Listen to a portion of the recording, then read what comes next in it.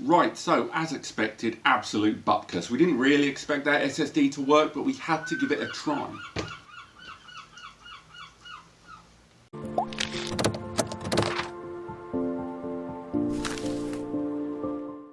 Hello and welcome back, and today I want to talk about underperforming SSDs in your PS5. For a number of you who have seen this channel for the last week or two, you have seen me either bench testing lots of different SSDs inside this system or talked about compatible SSDs for the PS5 system. However, it has to be said that M.2 NVMe's, like the ones that you put inside these devices, have been around for years, and not only have they been around for years, but they've arrived in different kind of performing modules and NAND and all these different kinds of technology. And a lot of people, when they've looked at the supported compatible list of SSDs for the PS5 expansion slot, have looked at all of those SSDs and gone, oh, they're a bit pricey, aren't they? What about, I can see some other cheaper SSDs online. They're made by Seagate, they're made by Samsung, they're made by WD. Why can't I buy those? And the reason you can't buy them, really, is because of the performance benchmark. Whether it's because they've been released a year or two ago when the standards of SSD and PCIe M.2 SSD architecture wasn't as advanced as it was now, or simply because these drives are just not fast enough for this system. This is what we're being told about why there is that accepted minimum recommended performance threshold of 5,500 megabytes per second internally. But what happens when you put in drives with less than that as a supported minimum in this system? Does that minimum threshold bar their use, or will it let you use them but warn you, or will it just let you use them? Will it go, oh, this one will knock out 3,000 megabytes per second. It's less than you need, but knock yourself out. So in today's video, what I'm going to do is I'm going to install two different NVMe's inside this system. Rather than do one, the reason I'm doing two NVMe's to go inside this system is this one came out in late 2019. This is the Samsung Evo Plus. Now, it's the 970 Evo Plus, and it is a PCIe Gen 3 x 4 NVMe. It has a reported sequential read of 3,500 megabytes per second. Way less, 2,000 megabytes less than the recommended minimum that Sony have on that expansion slot, currently in the beta and presumably in the future.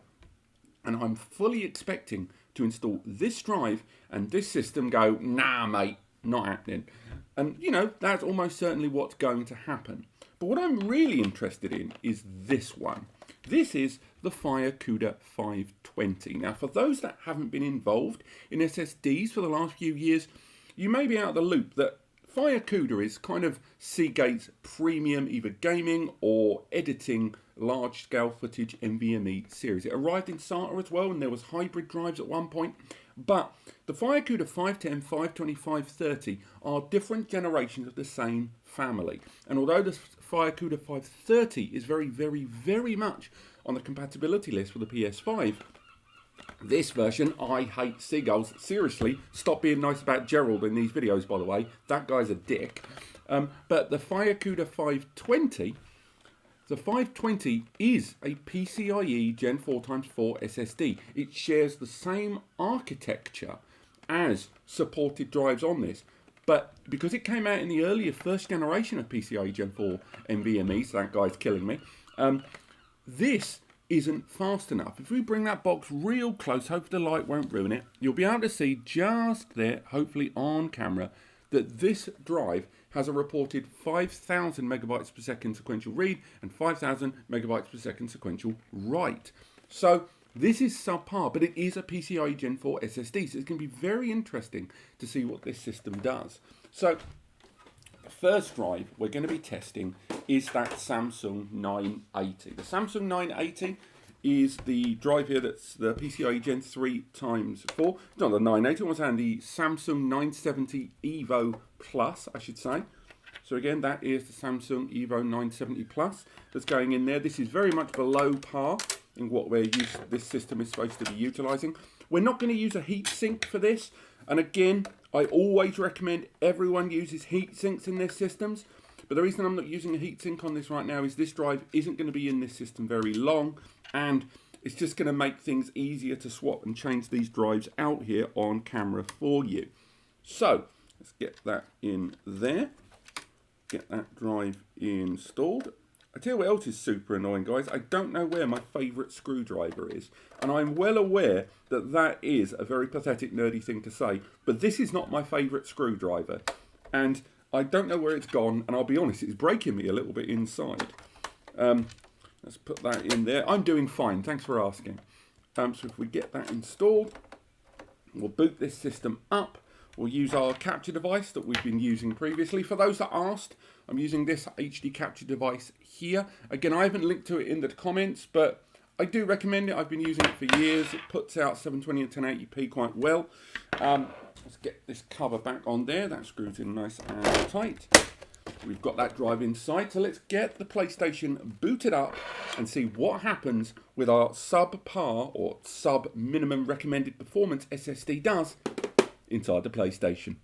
Don't worry, the screen's not broken. The reason it's black right now is I haven't powered on the system yet. I just wanted to give you guys a heads up so you could hear the beep, and we saw this boot sequence all the way from the beginning. So let's boot the system now with the Samsung 970 EVO Plus.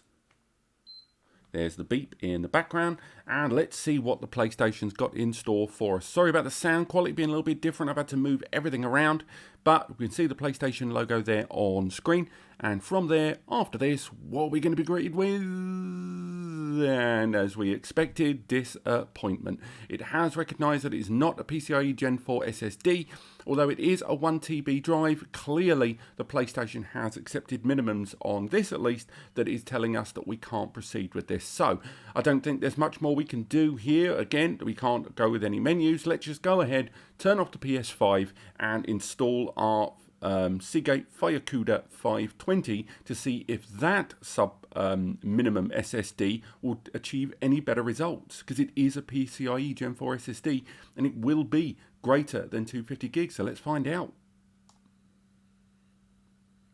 Right, so as expected, bupkis. That drive didn't work, and I'll be honest, I felt a little bit relieved to see that that drive didn't work, because had it worked, I think a little bit of me would have worried about people using subpar SSDs. So what I'm going to do now is get that drive out of here and start getting our Seagate inside. Genuinely lost count how many times I've lifted the lid off this PlayStation in the last week or two. Even in that short amount of time, that drive has got quite warm, it has to be said. I know I'm not using heatsinks in this device because I knew it wouldn't be on for a vast amount of time.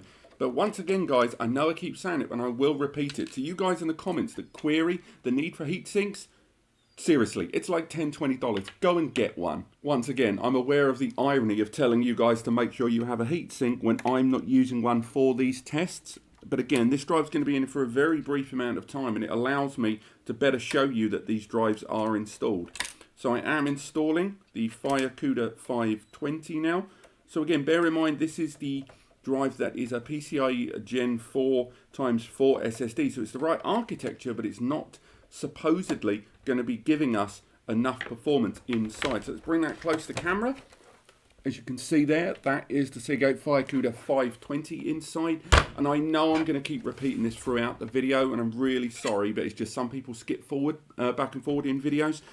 Do not use drives like this in your PS5. Stick to the compatibility list. Stick to the drives that work. So we're going to get that in there, and we're going to get our system booted up once again. I'll be honest, if I don't find my favourite screwdriver within the next few days, I'm going to go postal. No, check up on me maybe. Let's get that in there, and our lid is on. Right, let's get this bad boy booted up with that Firecuda 520 and see how that goes. Right, so as you can see, a black screen there because I've not booted the system yet, so don't worry about that black screen. Everything's running fine. I'm connected with an HD capture device, so let's go ahead and click the PSN button. And there's the beep. We should have a boot screen very, very shortly so we can see what the PlayStation's going to do. Is it going to warn us? Is it at least going to bench test the NVMe? Let's find out. It's taken a little longer than normal, so it's definitely not liking this drive for some reason. I think the performance benchmark's happening there in the background, but for now, let's format this M.2 NVMe SSD with the PS5 beta update. Click format. It's formatting the drive, and while it's doing that, it's also going to be doing a performance benchmark on the NVMe to see if it's suitable.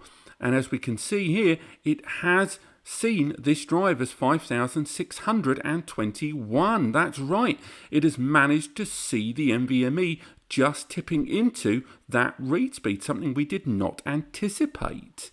But however, how it runs long term is something we're going to have to see. So right now we're going to boot into the game and we're going to be repeating the same test that we've done previously here on the PlayStation 5. But I do think we're running a drive that's definitely subpar in terms of the recommended performance, although it's not a subpar drive, let's be honest. And what we're going to do is transfer some games over to this NVMe to see how well it fares. So for now, let's go ahead and check these drives. As we've seen before, we can look at the information, the games we're going to be testing. That's Maneater, console storage. Next, we're going to be looking at Destiny 2. We can go down there, console storage. We can go into here towards the bottom with Destruction AllStars, console storage. And finally, we can go into Control, and there is console storage on the bottom right. And if we go into the settings menu, we can have a look there. And if we go into storage, we can see there not only is the console storage occupied, but there is our Seagate FireCuda 520. Once again, incredibly important.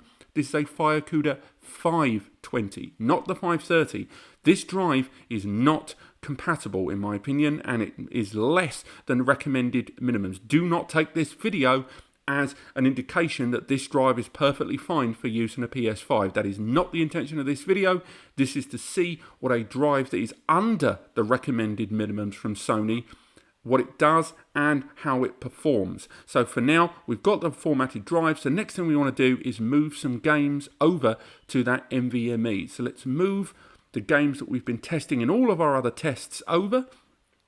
Let's have a look here, and we're going to select them one by one. We've got Maneater, we've got Destiny 2, we've got Destruction AllStars, and we've got Control. Let's transfer these games over. Let's move them and move them now.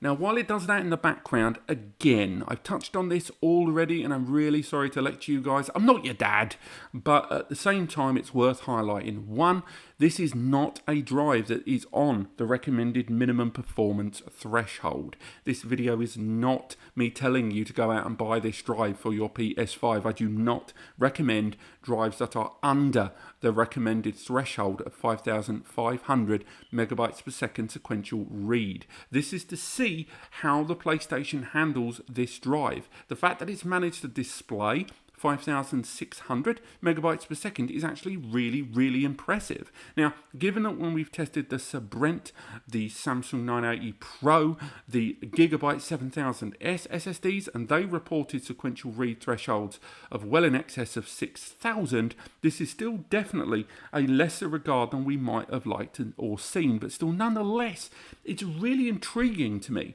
that we're looking at a drive here that is giving that level of performance according to PlayStation's own internal benchmark. So it's going to be really interesting to see how the PlayStation adheres and behaves to what we're doing right now with the games loading, because sequential read isn't just about the size, okay?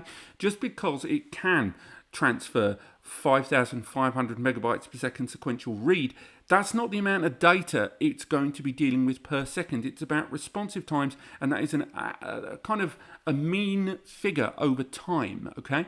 So, although I do think this system is going to run with this SSD, I'm not 100% it's going to run as well as the other drives we've talked about, and also, I think it is by no means the right long-term choice. We've nearly finished moving that data over, so shortly we're going to be bench testing all 4 of those games that we've been testing before, and we're going to see how well things turn out. But we're nearly done there, and we'll double check that all of those games are indeed on the M.2 storage. Now we're moving them away, so if we come back, and again, we'll check all 4 of those games again. So let's go ahead, click down, go to information. As you see, bottom right of the screen, M.2 SSD storage. Next up, Destiny 2. Go to the information, M.2 SSD storage, and AllStars.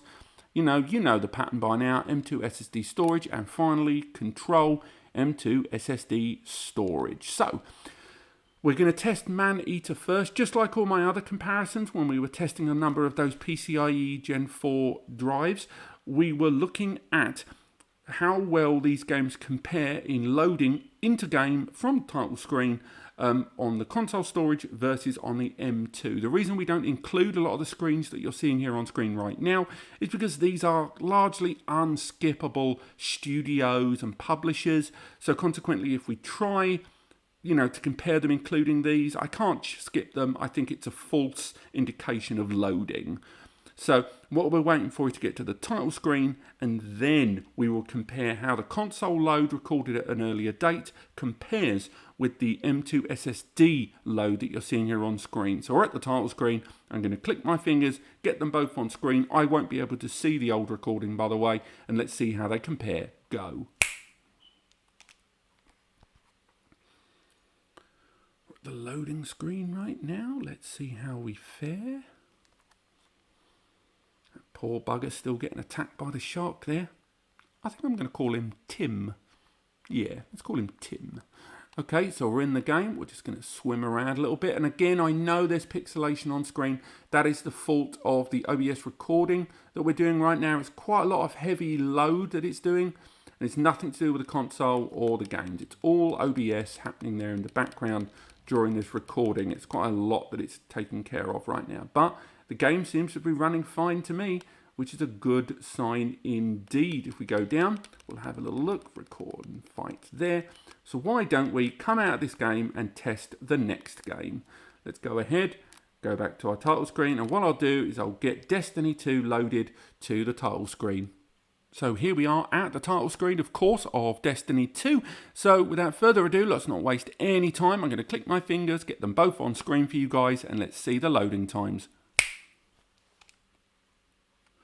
Again, during this loading, I've mentioned it before, but we're going to have to select the save file and skip a couple of cutscenes. I'm going to rapidly tap circle at the cutscenes, and that shouldn't make hardly any real difference there when I select the save file in a moment, and then before we go into the game. So I can go there, go to Titan, boom. I'm going to tap circle throughout this to skip those poxy cutscenes, because we're at the intro of the game, we're going to let it do its loading. We're seeing how all these scenarios compare. I know there's a lot of blackness on screen right now. Sorry about that, guys. It's not a vista to watch, is it? But for now, tapping circle, cutscene 1, cutscene 2, and we should be now in the broken down world that the game begins within, and there we are.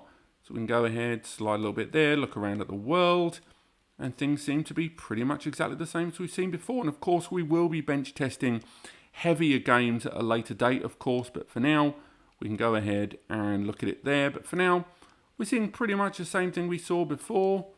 I know a number of you were probably wondering why I'm not using more aggressive games. I'm saving a lot of those for when we do the drive versus drive comparisons very, very soon. But for now, I think we can, stop things there. Things are absolutely fine there at the main loading. And we can go ahead and make our way into our third game, which is Destruction AllStars. So I'm going to get to the title screen now. Right, so we're on the title screen of Destruction AllStars. All kinds of madness there on screen. I'm sure a lot of the pixelation during the screen recordings kicking in there in the background. I do apologise. But for now, let's see how this game compares. 1, 2, 3, go. Cool. Might be a slight delay there while I flick between the options. Again, I'm rapidly tapping the buttons, but again, there will be a slight difference between the console and the SSD that you're running there, but simply because of the recognition of the buttons as I'm rapidly tapping there. But again, what you're seeing here on screen, it's preloaded animation. I've got no control, and a lot of the game loading is happening while this is going on. So eventually I will have control of the game as we're going through the air now, and boom, we are in. Skip the little title screen there, and we can go ahead and start grabbing ourselves some vehicles, and boom, we're in. So again, the game's loading fine. We've still got all the activity we would like. And for now, I'd say this isn't too shabby, really. We're going quite all right. We've got this all running. Weird cyclone there in the middle, but yeah, I think this is still comparing quite well to the testing we did earlier on. I know I could have quite easily tried to replicate a lot of these motions, but I think that would have been more harder than it needed to be. But for now, let's go ahead and go into our final game, Control, directly from the title screen. In fact, why even cut the recording? We should be able to do it right now. Heading into Control once again, verifying, as you see there on the M.2 SSD storage on the bottom right. So let's go ahead and start this game. This is one of the few games that we can boot into game from the PlayStation XMB, so no need to muck around with the title screen. So let's click my fingers and get the comparison on screen.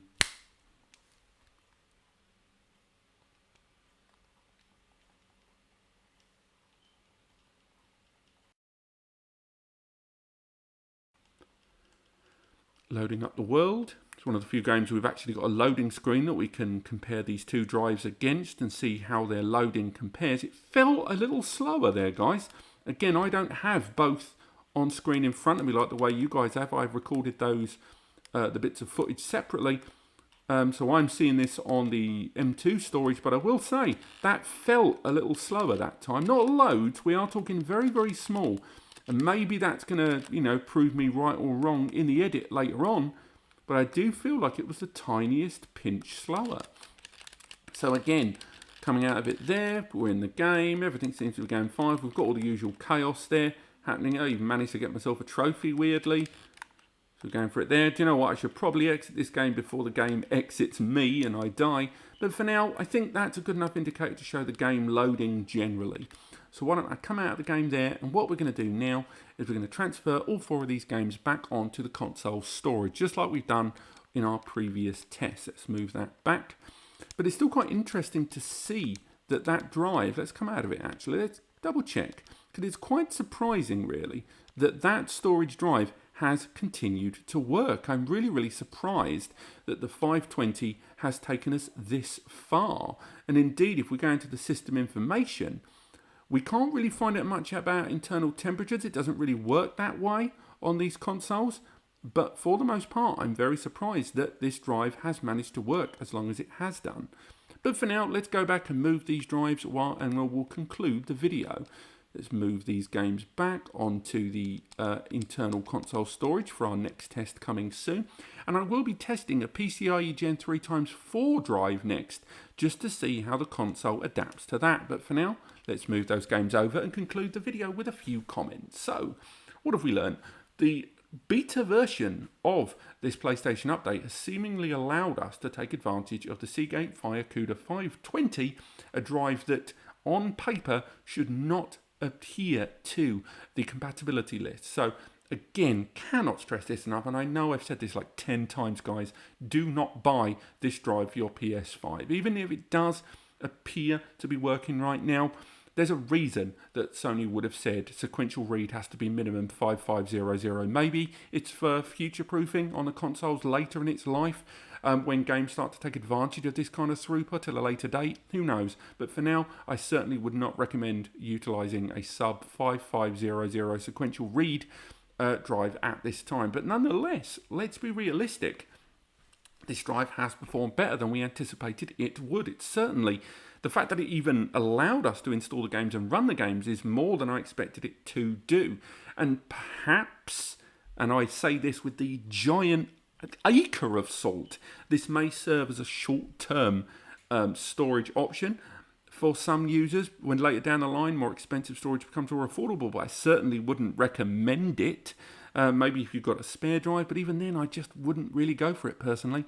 Still, nonetheless, let's take a moment and just think how impressive this has been thus far. We're using a drive that's sub official standard, and we've got it running. And if anything I wanted to take away from this video, at least that means that there is an element of flexibility. It's just a question of whether we should do it or not. And lastly, I've said this in the other videos, don't take for granted what you're seeing here on screen with the moving of the data. We've done this a bunch of times with other SSDs, and every time we've done this movement of data, it has every single time shown that there is handling of encryption or potential compression happening on the console in real time, which is causing that bottleneck between internal, external, and parallel M.2 storage. So don't chastise the console, the storage, or me for that matter, for what you're seeing here with moving that data. But I'm going to be testing more drives. Of course I am. Stay tuned for those. If you want to see those videos and learn more about the SSDs that work and, maybe the SSDs that don't, click subscribe. If you enjoyed this video, and just so I know I'm doing the right thing that you guys want to see, because this is a completely different angle for this channel that's generally based largely around storage on its own, click like so I know, and do take advantage of not only the free advice section over at NAS Compares, but of course the links to the SSDs and the heatsinks that I have talked about in the videos in the last week and a half that are supported by the PlayStation 5 beta. Maybe hold out until the full release, or if you don't want to wait or you're worried about shortages, the links to all of those products are down there, so do take advantage. But otherwise, thank you so much for watching, and I shall see you next time.